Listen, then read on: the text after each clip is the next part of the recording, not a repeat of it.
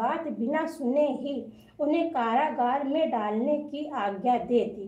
इस प्रकार राजा की आज्ञा से उनको कारावास में डाल दिया गया तथा उनका सारा धन भी छीन लिया गया।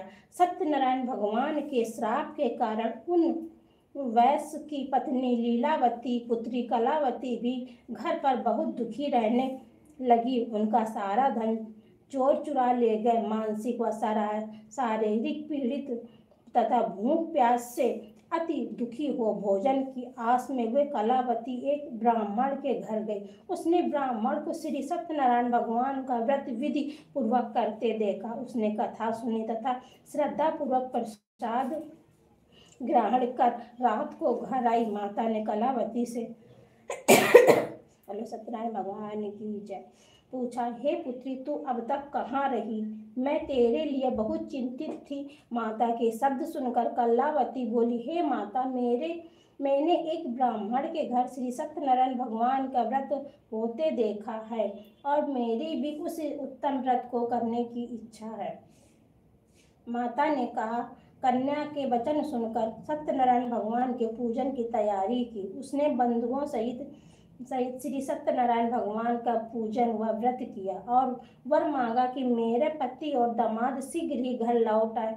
साथ ही विनती की कि हे प्रभु, अगर हमसे कोई भूल हो गई हो तो हम सब आपके अपराध हम सबको क्षमा करें। श्री सत्यनारायण भगवान इस व्रत से प्रसन्न हो गए। उन्होंने राजा चंद्रकेतु को स्वप्न में दर्शन दिया। हे राजन, तुम जो 2 वैश्यों को तुमने बंदी बना रखा है वो निर्दोष है। उन्हें प्रातः ही छोड़ दो। उनका सब धन जो तुमने अधिग्रहित किया है लौटा दो, अन्यथा मैं तुम्हारा राज धन पुत्र आदि सब नष्ट कर दूंगा। राजा से ऐसे वचन कहकर भगवान अंतर ध्यान हो गए। बोले सत्यनारायण भगवान की जय।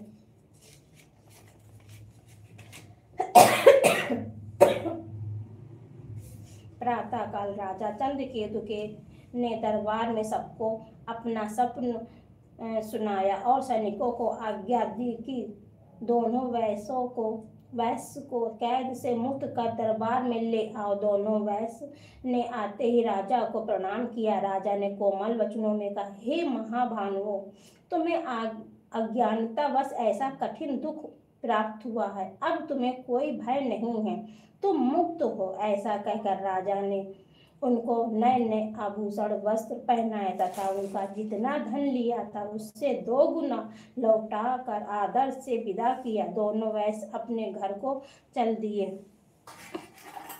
3रा अध्याय संपूर्ण हुआ। 4वां अध्याय। सूत जी ने आगे कहा। वैश्य ने यात्रा आरंभ की और अपने नगर की ओर चला। उनके थोड़ी दूर आगे बढ़ने पर दंडी वेशधारी श्री सत्यनारायण भगवान ने उनकी परीक्षा लेने हेतु उससे पूछा, हे वैश्य, तेरी नाव में क्या है? अभिमानी बड़ी हंसता हुआ बोला, हे दंडी, आप ऐसा क्यों पूछते हैं? क्या धन लेने की कामना है? मेरी नाव में तो बेल और पत्ते भरे हैं। वैश्य के ऐसे वचन सुनकर दंडी वेशधारी श्री सत्यनारायण भगवान बोले, तुम्हारा वचन सत्य हो। ऐसा कहकर वे वहां से चले गए और कुछ दूर जाकर समुद्र के तट पर बैठ गए। दंडी महाराज के जाने के पश्चात वैश्य ने नृत्य क्रिया से निवृत्त होने के बाद नाव को ऊंची उठी देखकर अचंभा किया तथा नाव में बेल पत्ते आदि देखकर मूर्छित हो जमीन पर गिर गया।